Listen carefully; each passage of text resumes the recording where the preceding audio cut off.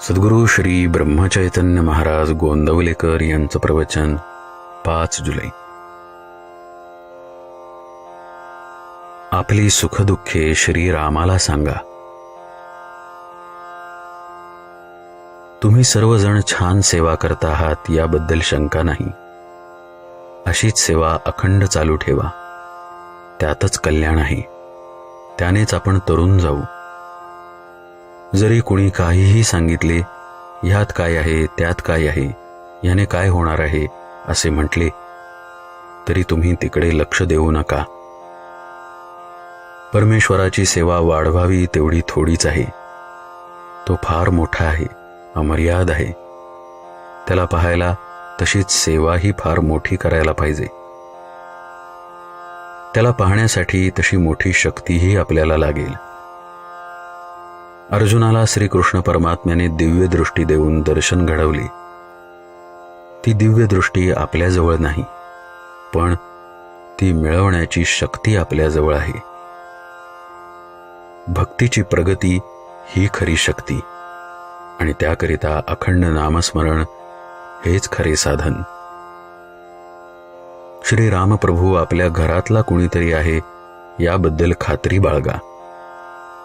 त्याला तुम्ही आपली सुखदुःखे सांगा. दिवसाकाठी एकदा तरी रामापुढे उभे राहून त्याला अनन्य भावाने शरण जा. दिवस आनंदात जाईल आणि तुमचे दुःख दूर होईल. आपले ज्ञान, शक्ती, वैभव, सत्ता त्याच्या पुढे काहीच नाहीत. तेव्हा या सर्वांचा विसर पाडून त्याला शरण जा आणि त्याच्याजवळ प्रेम मागा. देवा, आम्ही जे तुझे दर्शन घेतो ते सर्व बाह्य स्वरूपाचे. तुझे आम्हाला खरे दर्शन घडव. आम्ही अवगुण संपन्न असू. तुझे दर्शन व्हावे एवढी सेवा आमच्याजवळ नाही, परंतु तू आता आम्हाला क्षमा कर. यापुढे देवा, कितीही संकटे येवोत, आमच्या प्रारब्धाचे भोग आम्ही तुझ्या नामात आनंदाने भोगू. जे काही व्हायचे असेल ते होऊ दे.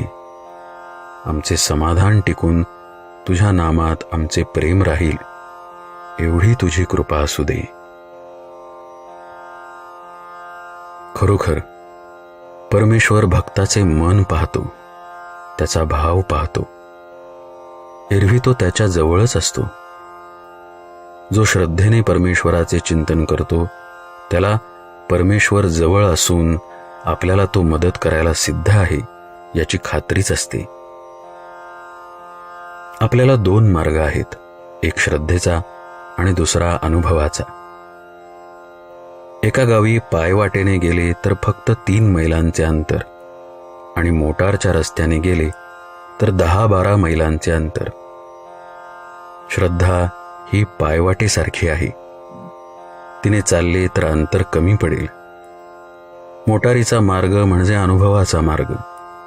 मोटार कुठे रस्त्यात बिघडली किंवा वाटेत कुठे अडथळा आला की प्रगती थांबते.